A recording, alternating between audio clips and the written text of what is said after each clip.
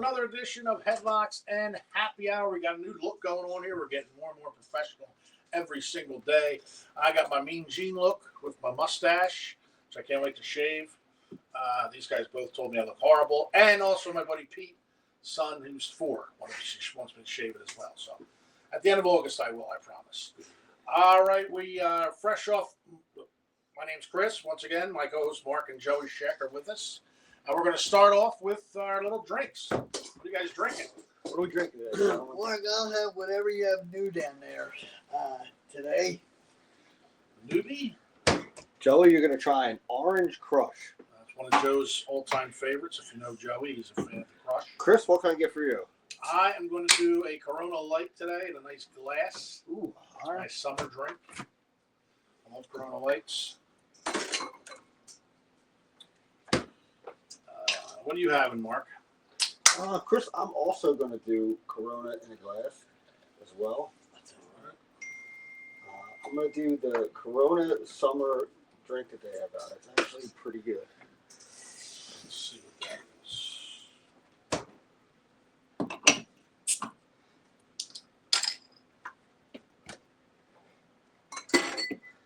I'm going to be fancy and drink it out of my LaSalle College High School pint glass. Great.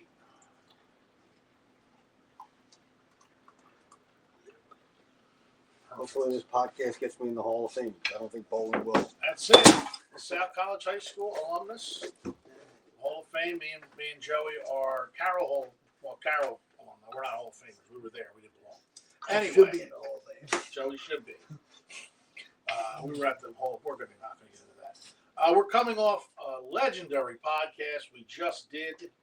We're going to recap that for you, where we had the hardcore icon on, the Sandman, which was a huge thrill for all of us growing up loving the Sandman, and he was as good as ever, busting balls with my stash, and really, really funny guy. So many great stories with the Sandman. What was your favorite part of having him on? My favorite part was is just obviously never really having a wrestling conversation with a wrestler before. I liked how much he broke down some of the matches. When he got into like his matches, his style of match, other guys kind of break down the talking behind it, and kind of I guess the strategy behind like doing a good match, knowing like where he fit in, right? That he said before like his matches aren't going to be a lot of hip tosses, and then kind of going from there. So yeah, I thought, but yeah, I mean also it's just cool to kind of. Again, wrestlers are like, superheroes, like up in person, right? So it's cool to kind of go back to your childhood and watch, and have that conversation with him around those matches and like his time at ECW, going to WWE, and some of the jokes. And obviously, like, he's a Philly guy. Yeah, through. So understanding, like, him talking Sixers, Flyers, it all was really fun. Yeah. What'd you like, Joe?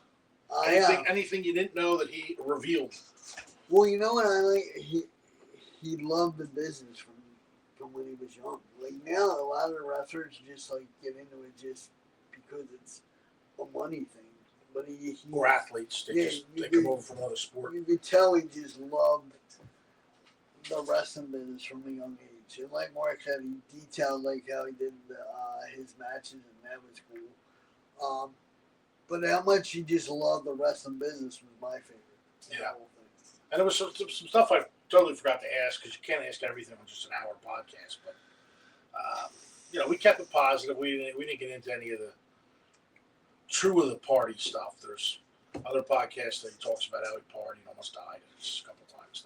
We didn't go there. But, he's just, what I love about him, he's a regular guy. Really, really good guy. Just a very down-to-earth, one of us type guy. And I think that's what everyone loved about Sandman was, you go see these guys that are superheroes. They're all built. They're muscular. They look like they come out of a comic book. And he was like one of us. He came out of the crowd. He was drinking. He's probably drunker than half the people in the audience, which the ECW shows saying a lot. And he just almost like represented the fans, I think, of wrestling. So that's why I think he was great. But came out smoking a cigarette with the cane, I love the story about how he got the cane. That's a good. Yeah, it's funny. I forgot that. I mean, I remember that when it happened as a kid being in school. So like it was a good reminder. Like I never kind of linked the two to two. I guess like kind of when I saw him, right, first time like he had the cane and the whole Sandman character was developed. So it was good to kind of understand that backstory behind it. That wasn't an overnight type of thing. That, you know, he was originally a surfer. Yeah, the Sandman surfer. The board got broke over his head. And Heyman ripped the branch off and gave him a branch. Yeah. About to get whipped with a branch. Yeah, there was just so. I also forgot to ask him when they did ECW One Night Stand. That Friday, he was in Philly doing Hardcore Homecoming, and then that Sunday, he was in New York. I wanted to ask him about that whole weekend and the build-up, and I just totally forgot to ask him. But it was, like I said, too much stuff to ask. When you have a legend on, you want to find everything else about him. But it was nice, and thank you. You know, he was also great to deal with. For anyone who asked that, it was very easy to set everything up with. Yeah, very. Yeah. You know, thank you to his son Tyler, who's like we talked about him too. Tyler was great in the storyline with Raven, where they Heyman bullshit saying we're going to get Macaulay Culkin, which I thought was the funniest. I thought it's funny too because it's funny like it's Because here's the thing: is he telling the truth? Yeah. Is he lying? Well, even so, if he got Macaulay Culkin, like we weren't going to be like the kid from Home Alone, Sandman's son. Like we would all know that that's the kid from Home Alone. Yeah. Just hilarious. But I thought Tyler was better than Macaulay Culkin. He killed it, that role, and killed in that role. And it was just phenomenal. And like I said, I think it's one of the best, if not one of the greatest storylines in wrestling. I think was from ECW, and we know that. I mean, God, we love Vince, whatever, WWE, but they got a lot from ECW. They took a lot. The Attitude Era, I think, was a lot of it came from ECW. Oh, absolutely, and the impact that Paul Heyman has had on WWE for the last 10, 15 years. Yeah. It is incredible. So, I mean, real quick, we talked to Sam. So, Sam, that interview, for those of you that haven't had a chance to watch it yet or listen, it's both still on YouTube and Spotify. Yes. Perfect interview to listen to if you're in the car. It's only an hour. So, yeah. Not even, a little under an hour. Yeah, a quick shout out to, if you haven't heard it yet, please give it a like, share, and listen. And subscribe. We need subscribers. We only have, how many do we have? I think we have 30 subscribers. What is the subscriber? Yeah. 30 subscribers.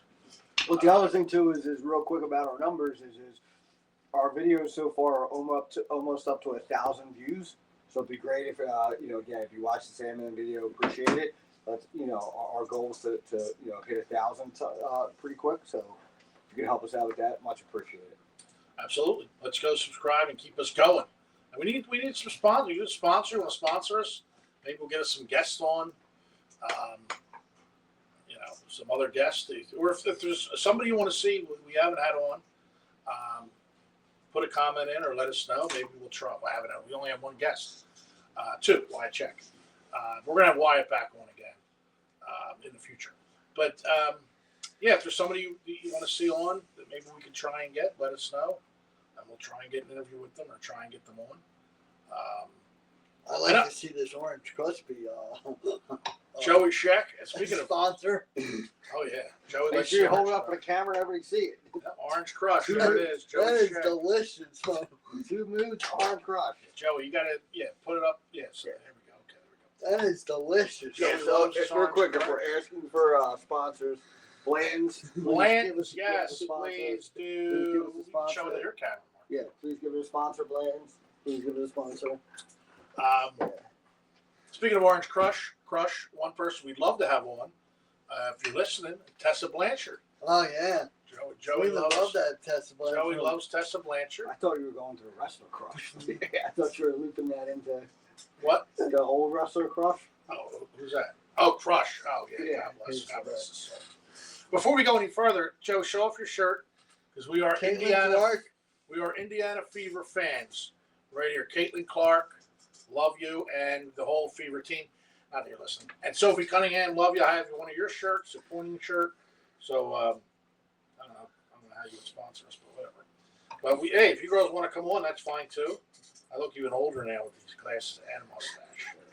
For those of you native to the Roxborough area, if making him wear those glasses and a mustache, if you want to go practice basketball at St. John's CYO, he looks like a famous Just CYO saying, coach. Butch Flannery, who I love. We love you, Butch. Just Love saying, I you, look like Butch. Butch Flannery now. Which it's a compliment, Butch. I love you, pal. We got to go down to Ryan's Pub and see Butch during lunch. Shout out to Ryan's. On a serious note, we're going to get serious here because one of the greatest commentators of all time is about to go under surgery. Legendary wrestling announcer Jim Ross preparing to undergo brain surgery, which I just read about what it was for, to implant a shunt that will drain excess fluid from his brain. He made the decision following nearly a 40-day hospital stay to address severe cognitive issues, memory loss, and a dangerous fall at his home. Procedure. Ross is scheduled to have surgery to place a shunt, a medical device that will drain fluid away from his brain. Jim Ross, one of the all-time greatest announcers of all time, right, fellas? Absolutely. Him and the Absolutely. King. And we wish good old JR a speedy recovery. He was part of our Attitude Era. Some of the greatest calls of all time. Do you have a favorite Jim Ross call? Yes. Oh, just What him one? yelling Stone Cold. Stone Stone Cold, Stone Cold, Stone Cold. Yeah. The best is when Mick Foley got thrown off the cage. Good Oh, God, I think they killed him. Yeah, we all thought they killed him. Yeah. But yeah, Jim Ross is. Mark, did you ever get his barbecue sauce for the?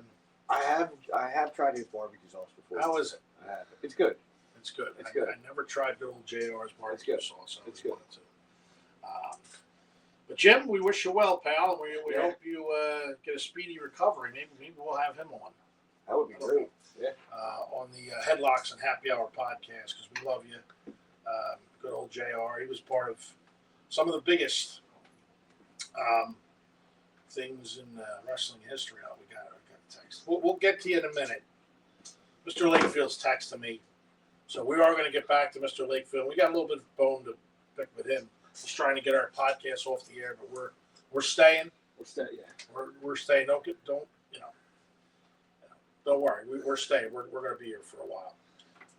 Here's some big news that's going on now. Now, normally WrestleMania is the culmination of all of the big storylines, in wrestling history or wrestling. But that year, it always culminates in at WrestleMania, all the big matches. Well, now WWE is hoping to make SummerSlam as big as Mania. A new report from Turnbuckle Gold, which I guess is a website, shout out to them, states that the company's long-term strategy is tied directly to WrestleMania 43, which is set to take place in the Kingdom of Saudi Arabia, with WrestleMania no longer being held in the U.S. next year. WWE is said to be shifting many of its marquee attractions to SummerSlam.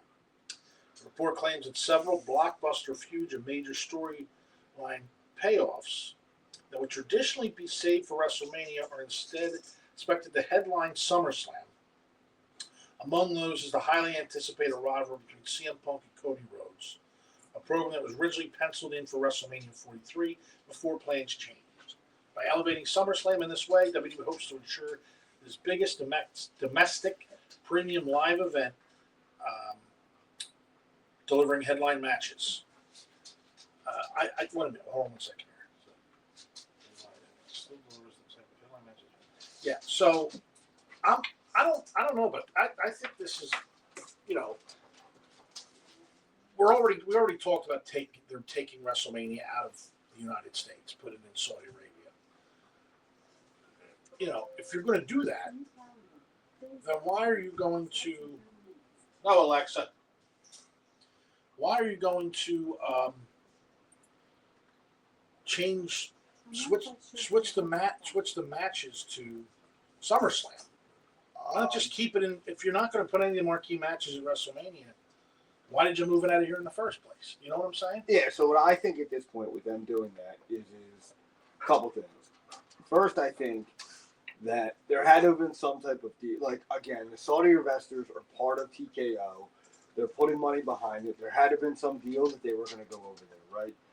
So it's pretty clear that they understood going over there wasn't a great idea for storylines, just being the marquee event. Two, I think from a business perspective, them getting it out that like SummerSlam is going to be just as big as WrestleMania allows them to kind of monetize that going forward. But I think I brought this up a couple episodes ago. Like, I really think they're going to have to like take if they look to do overseas for pay-per-views, they're going to have to take the NFL approach for what goes over there, right? Like, listen, Jag fans, I'm not trying to, throw you under the bus here, but like, the NFL has taken an approach that so far, right, the teams that go, right, that have, like the Eagles, that have like really good, strong sell out each week, right? They don't really lose home games when they go over there. It's an away game, right? They don't always put like the top like divisional games. You're not going to see like that. You're never going to see the Eagles versus the Cowboys in London, right? Like the WWE is going to have to take that approach here and start saying like, hey, if we're going to go over there, like we're not going to have marquee events. I think truly they're worried about viewership with WrestleMania and potentially think about like doing these payoff events and not having people watch because you're going to have to adjust the time and you're going to have to watch in the afternoon. So like, yeah. And it's to me, it's I just don't understand it. I don't understand it. So so what's going to be the WrestleMania matches? Are there going to be any marquee matches, or is this going to be rematches from SummerSlam that they're just going to put in there because of? No, I think you're going to have like what I'll say like rushed. I think you're going to have like you're going to have like rush feuds. Yeah. Right. So like it wouldn't surprise me if you're going to have Oba fight somebody for the title in Saudi Arabia, right? And he'll lose, right? And then they'll pump it up for SummerSlam when it's what SummerSlam is here is in the U.S. next year, right? So so that's I just think there must have been some type of deal behind the scenes, and they're trying to kind of reap the fallout of like what that is. I think they're really, really concerned about marquee events not being watched, like during those key moments. Do you think it also could be like, we know SummerSlam is going to be 2 days this year. Nobody knows when WrestleMania is still. They haven't given a date, and they don't know if it's going to be 2 days. They haven't given a date? No, they haven't given a date yet, and no one knows if it's going to be 2 days yet. And I think another thing is, I think maybe they realize, like, and I'm not saying, maybe they realize a lot of Americans won't be going over to Saudi Arabia.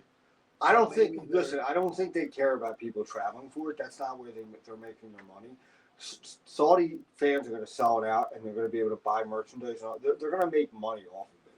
The problem with no matter where they go. The problem with that is it's clear that WWE is no longer a live event and it's a TV show. What I mean by that is they don't do nearly as many house shows they used to do anymore. So it's geared to those live events that are shows that turn into storylines. So I don't think they're worried about like attendance. Having said that, in the U.S., for the cities that host WrestleMania, it is a big moneymaker. With everyone coming from out of town. I agree. But I know what you're saying. Saudi Arabia, they're rich anyway, so they're not really worried about that. No, it's definitely like it's a hit to local economies here. But I don't necessarily. But I think from your viewership, like. Let's and this is weird, but like WrestleMania historically is the end of March, April. Okay, you're talking about it's going to have to be in the afternoon, right? Yeah. So you're looking at probably a one. Stay tuned for a special edition of Headlocks and Happy Hour that One morning. or 2 o'clock in the afternoon. March and April, what happens? Like most kids are playing baseball, softball, and things at games on the weekends. Like you at least at night you have them at home. Wyatt and Caroline's schedule, it may not be having one. So but I mean, you look at that like you know what I mean, like your audience, and I think honestly, truly, what I think happened is they kind of realized it when they saw that when they had to move Netflix, the start time of Raw for Netflix up earlier, right? Because they were overseas and they weren't doing it at 8. Like they probably had a lot of people that didn't watch it. And they saw their numbers drop. They're like, "Oh, wait a minute, hold on." Well, here's another thing. We're not thinking Maybe that was a reason not a date yet. Who knows what's going to be happening over there at that time? Yeah. Will they have to move it back to the States? Yeah. Will it be in Vegas for a third year? Yeah. I mean, is there a backup Honestly, plan? but You like, gotta see, wonder this is the part where you miss Vince McMahon, because I'm sure he'd be like calling Trump, like, hey, can they settle the U.S.-Iran war? Yeah, At before. WrestleMania. Yes, exactly. At WrestleMania. Exactly. Okay. Exactly. The loser gets their head shaved. Right. But bring the sheet down. Right, exactly. So there's a lot of questions to be answered there. I mean, I read also that they were looking at Survivor Series being out of the U.S. too. That's crazy. Survivor Series, put it back on Thanksgiving for one. Yes, there's nothing like a Thanksgiving tradition. Yep. Yeah. You used to eat the turkey and then go watch Survivor Series and have my dad laugh at me because I was very emotional if Hogan lost. So that was Thanksgiving. It wasn't Thanksgiving until I was laughed at for crying if Hogan was in trouble. So yeah, I agree. Put it back on Thanksgiving. And Thanksgiving isn't like an American holiday. Everybody's on Black Friday anyway. That's right. But believe it or not, they were thinking about it. Apparently, it's not happening. That's what I read. But that was something that they were looking at. But I agree. I think Survivor Series, or at least Thanksgiving Eve. I like Thanksgiving night though, but it is what it is. We're going to move on here. There was a new season of Dark Side of the Ring has started with the TNA Fallout. There's actually one more episode left in that particular topic of TNA wrestling. There's a lot of stuff I didn't know in the episode. If you watched it, if not, you can watch it. I think it's for free on YouTube right now too. But it's on. I can never remember the name of that channel. Vice TV. It's on Vice TV. It was an excellent Dark Side of the Ring. Let me just go say I know a lot of controversy with it. I love all the episodes. I think they do a hell of a job. I think there's still people they have to do that they haven't done yet. I'd like to see Kamala get one because he really had a tough time, and maybe give his family some money. And because I love Kamala, I think he was one of the greatest. But this episode shocked me a little bit. Me and Joey have we're a little bit at odds on this one. Joey, we'll go with you first. What were your thoughts on this episode? Well, I always loved Jeff Jarrett, so that's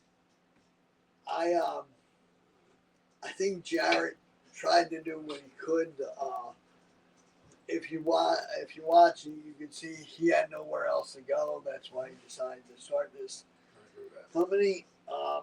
He made some very good decisions in the beginning, and he ran that company basically for 7 years before Dixie Carter came in. And his biggest step was when he got Kurt Angle, and that's a good story on how he got Angle. I did not know the whole issue with Karen Angle until the Vice thing, how she told the story and how it happened. I actually did not know about Vince Russo being the head writer too. I never knew that. But I thought it was good how it just showed how he basically put his whole money up just to try to start this company. And, you know, I always loved Jarrett, so I thought that was good. The whole Dixie Carter thing we'll get into. But I thought it was a great episode. And I like Chris, love those Weiss episodes, no matter who it is. I'll watch it no matter who it is. Yeah, it's good to see a lot of the behind the scenes of what took place and what happened.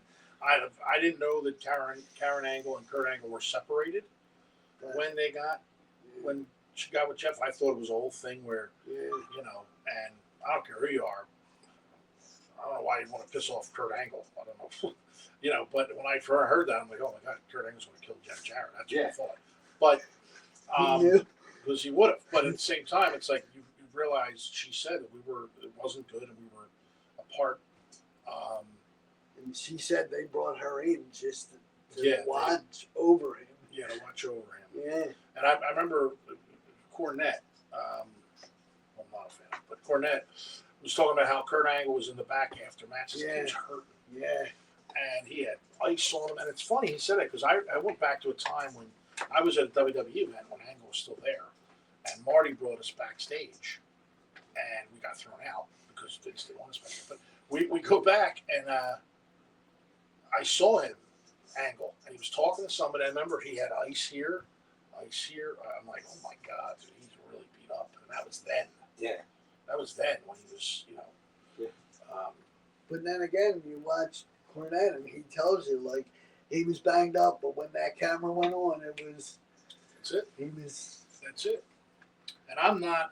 I like to be positive on it. There's people I don't like in wrestling. A lot of them. I'm not a big Russo fan. Not a big Cornette fan. Those guys did what they did, and God bless them. And they worked hard and did what everything they could. I thought Dixie, a lot of stuff. That's me and Joey have a little.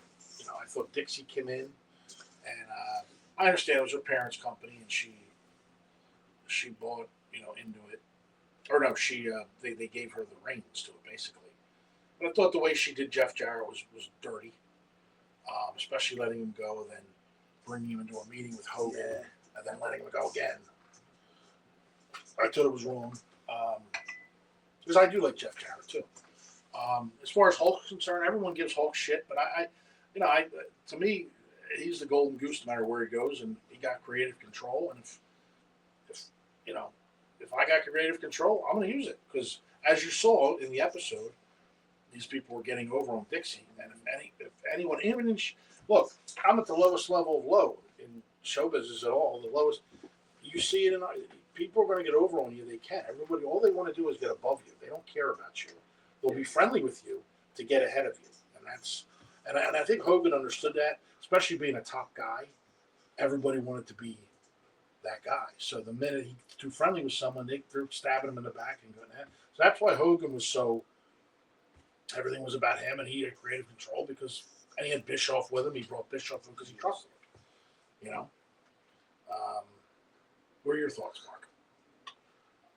So I said YouTube TV's got to put it on Vice, so I only watched I haven't watched the full episode yet. I only watched some of the clips. So a couple of things. I agree. I don't like Russo. I don't like Cornette. I always like Jeff Jarrett. I love Kurt Angle. I think it was interesting to me, the six-sided ring. That was cool. How the fans wanted that, and how Hogan and Bischoff kind of Hogan got rid of it, and then but I thought Bischoff's comments about you had a six-sided ring and you didn't do anything to differentiate yourself, using it, there was nothing key. I thought that was a good point, but I also thought you got rid of it because of Hogan's strengths, and then you kind of lost tune with what your fans are doing. But again, I think.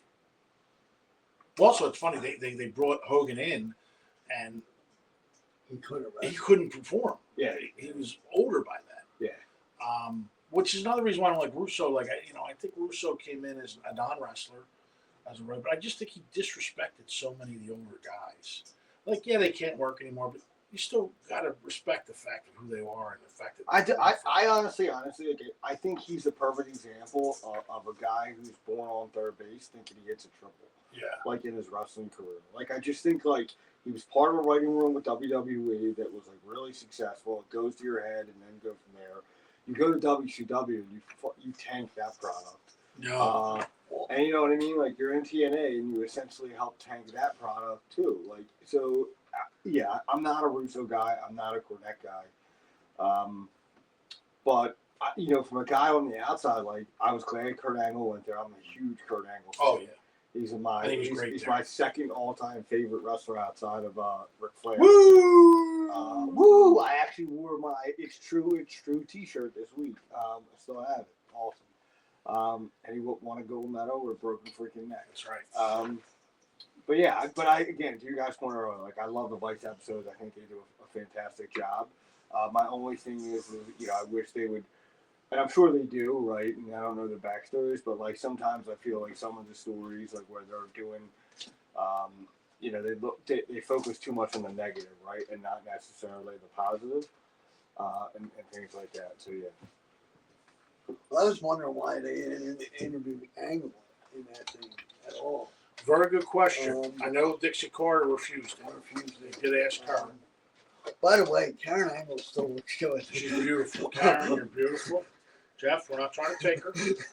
But she still looks She good. won't move us anyway. I can't build addition on my parents' house where I still live. But Mark, I'll tell you what, Mark's clairvoyant because I needed a new beer. Go ahead. But I was just shocked at, like, first of all, I think Russo is just like out of his mind. I think he thinks everything should be in the wrestling business or like basically Jerry Springer. Yeah, that Like, was his mindset. That was his mindset, and That was his mindset. That's whatever. I mean, you know. I mean, Hey, he he had some made a success career in off it. WWE. So Yeah. Hey, look, you know, one thing I always say, people get in arguments if you don't like this person, you don't like that person. I always say they did something right. They made a career of it. God bless them. It's just not my cup of tea. That's all. I don't. It's like the person as a person. You know, it's funny. Doing comedy, people, if you say you don't like a comedian, people, well, what makes you so funny? They get all mad at you. I'm like, I'm just saying, I don't like the guy. You know what I mean? It's not like I don't hate the guy. Yeah, it's not my cup of tea. Yeah, exactly. I don't know these guys. I'm just saying, like, probably great like from their thing, I just don't think. Yeah. Well, That's why. That's why what. Speaking of people, we could take or leave. Ladies and gentlemen, the greatest historian in wrestling history, Mr. Thomas J. Layton.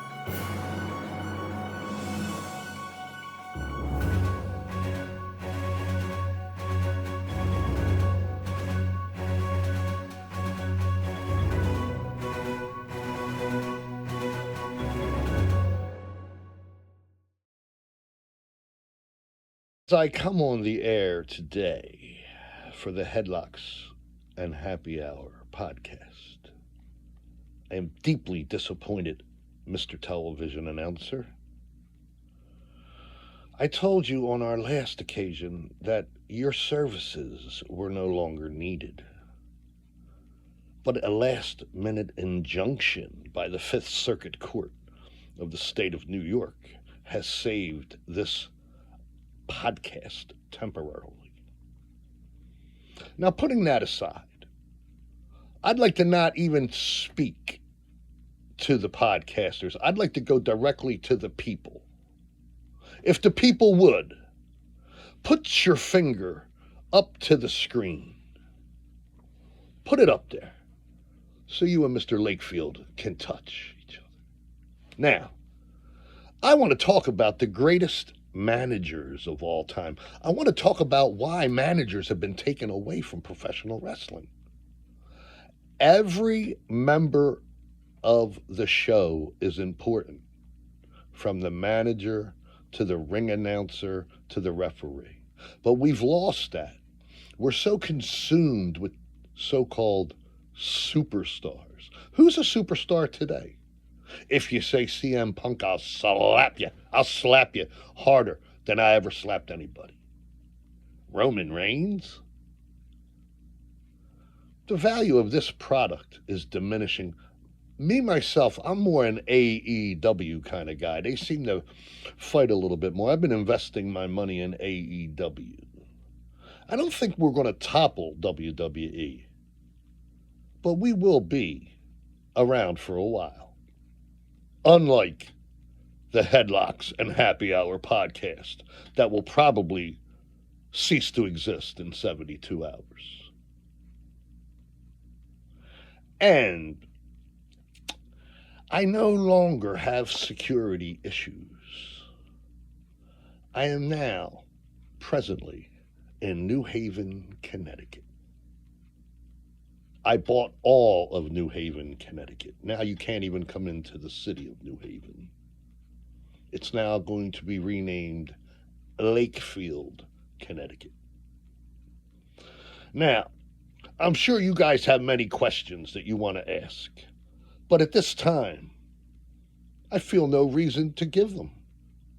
What I will do, though, I will rank the 5 greatest managers of all time. The GOATs, as they're thrown around all the time. Here are the 5 greatest managers of all time.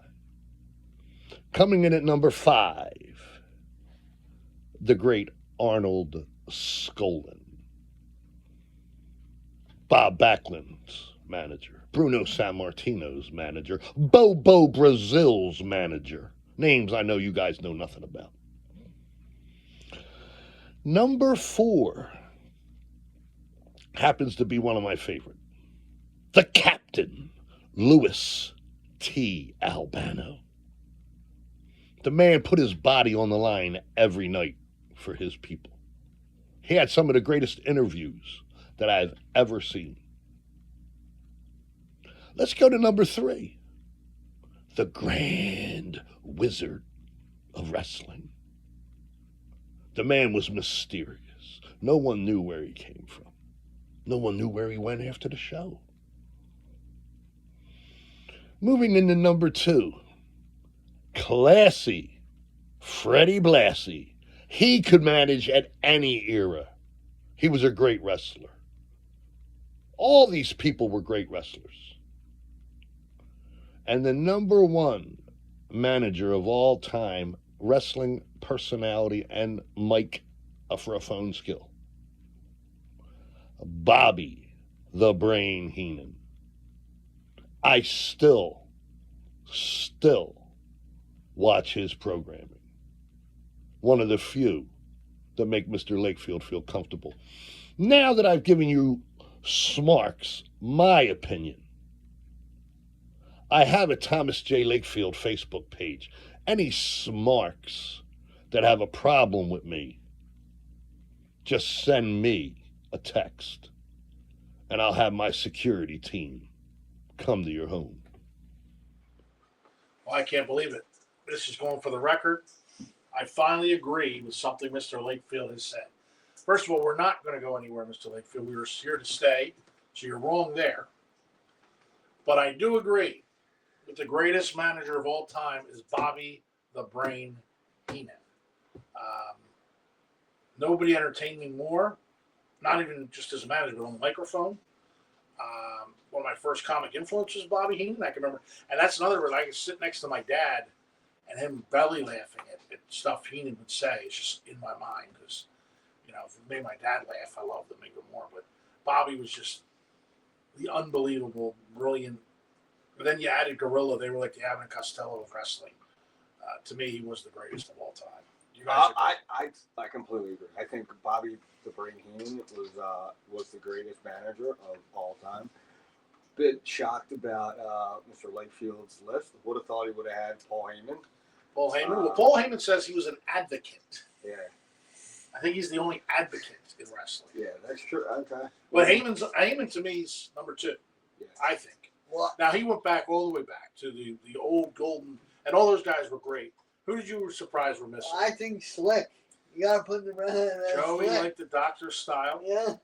I loved him out for the South too. I love Jimmy Yeah, Hart. So no, I was gonna say, I was like, how do you not put Mount? I mean, when I was growing up, it was Heenan, Jimmy Hart were the 2 main guys. Fuji I was another still one. think, and to this day, and I know she has her issues now, but Sonny was She has, great. she has her issues now, like being in jail. She has her issues now, like being locked away for life. No. Yeah, like 3 hots and a cot. Yeah. No, God bless you, whatever, Sonny. God bless you. We all loved you, Sonny. We know it's not being listed there. Yeah. Yeah. But there were a lot of good managers. No, the managers. But That's something that's one lost. thing I agree with Mr. Layfield said, though. That is lost now. It's gone. It's gone. Except for Heyman. And the last one besides him, who I absolutely love, and I still love them, is We the People. Dutch Mantel, the great Dirty Dutch, who was Zed Coulter, was phenomenal. One of my all-time favorite. I loved them as managers. Nowadays, you probably get canceled for playing a character, but Speaking of Dutch Mantel, if TNA thing comes back again, I never really worked for them. So I knew Dutch worked for them. Dutch was a phenomenal. First of all, I loved him. I know him and your boy Ric Flair have had issues, but I loved him. At this point, Ric Flair's had issues with that. That's true, Rick. Yeah, you can't. I love the guy, but yeah. But like, put it this way: there's 2 people, and I think he said it. There's 2 people that shouldn't be on Facebook: Mr. Lakefield and Ric Flair. Mr. Lakefield is on Facebook. Yeah. So if he friends you, you better accept it, or else I don't know what he might buy Facebook. Apparently, he owns New Haven now, Connecticut, Lakefield, Connecticut. Yeah. I don't know. We have our issues with Mr. Lakefield, so I don't know. There is a rumor going around, and it may happen soon that his brother, the Ultimate Hulkamaniac, may join us in the watering hole for an episode. So we're hoping that. I don't know if Mr. Lakefield will join us. I don't know if we want him to join us because he wants to cancel us. It's not going to happen. Yeah, he's secretly trying to buy He's trying to buy us out. podcast And our merchandising that he Yeah. wants. So I don't know. But great list, Mr. Lakefield. Thanks again for gracing us with your presence. Moving on here, we are going to talk the state of the WWE union. What state the WWE is in at this point, what we think of the WWE.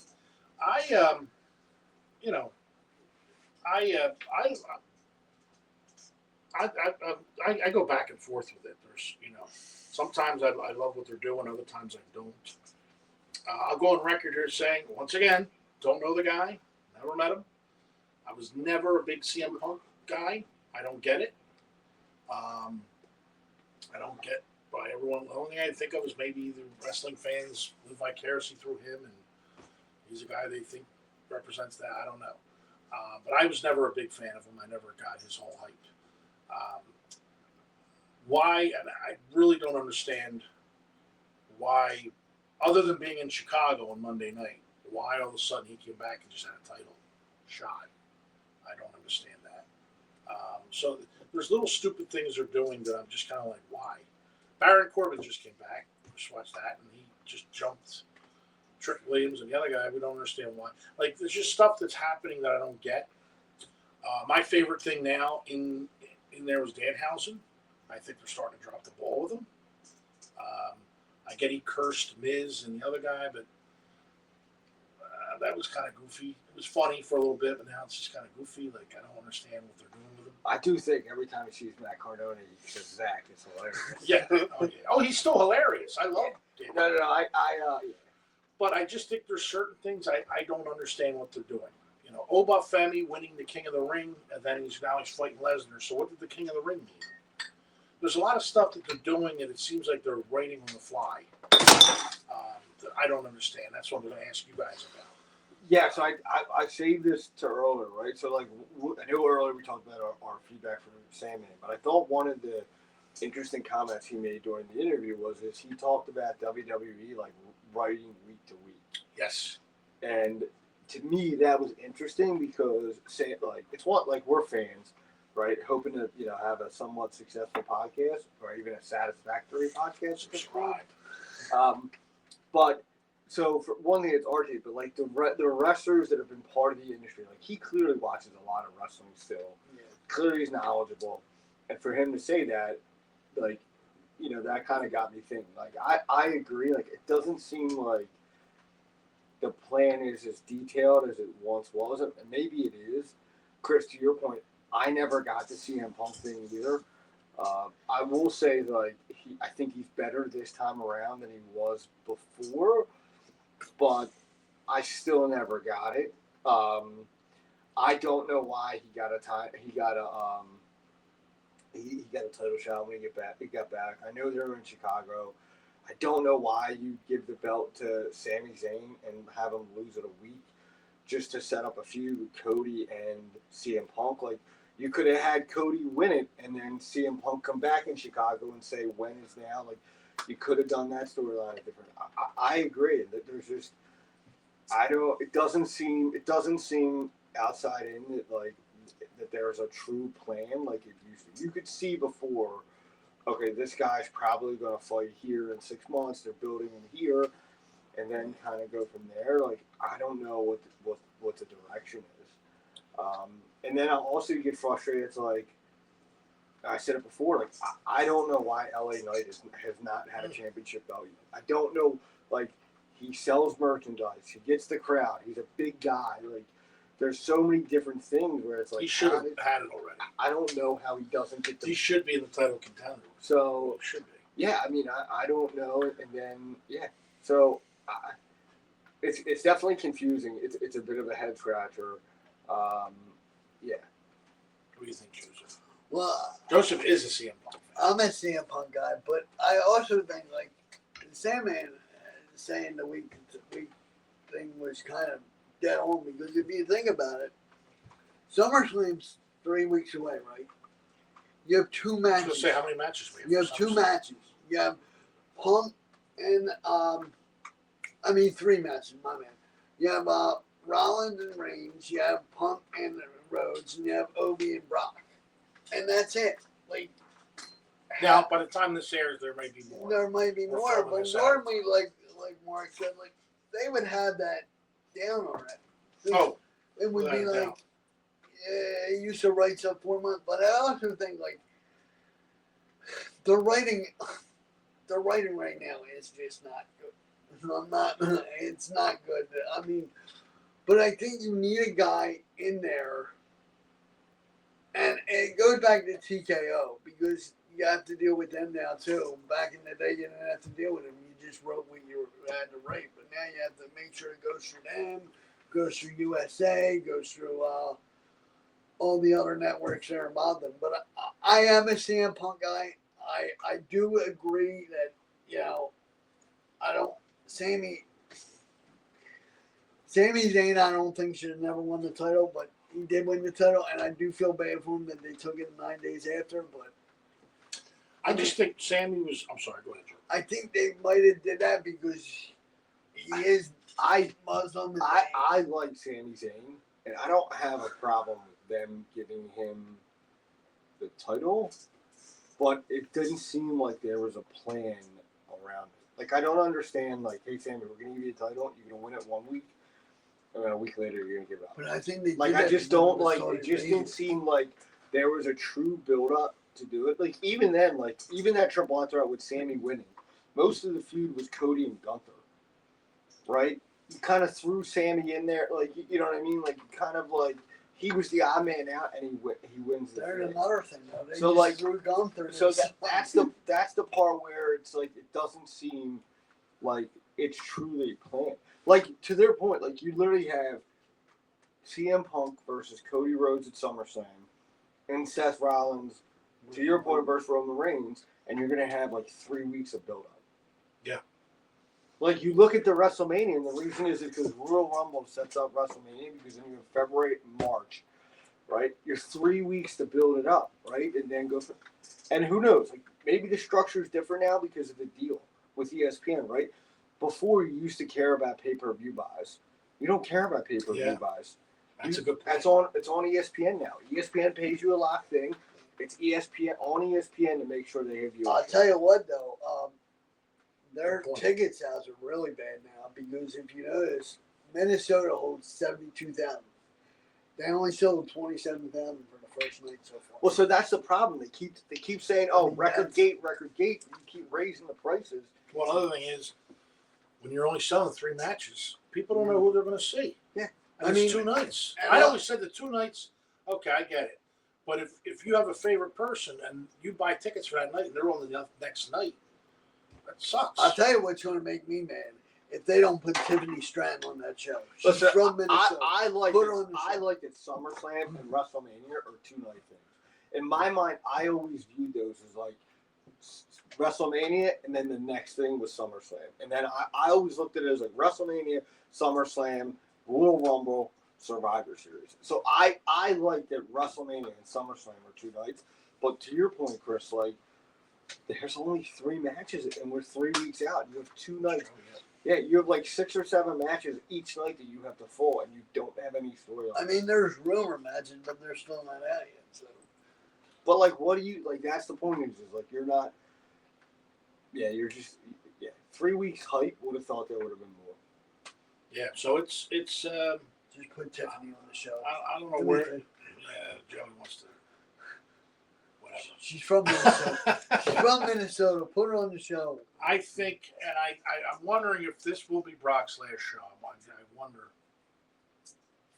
With the way they did it last time, even if he does retire, people may not believe it. I mean, I thought what happened last time was weird Yeah. and bad, and He just takes his shoes off. Listen, I think Lesnar is the ultimate businessman, and dude, he's amazing. He's gonna retire him 50 times if the payday's right. Yes, And good for him. yes, And good for him. But like you would have thought, then, like if he's thinking about retirement, hey Brock, you came in at SummerSlam, and SummerSlam's in Minnesota.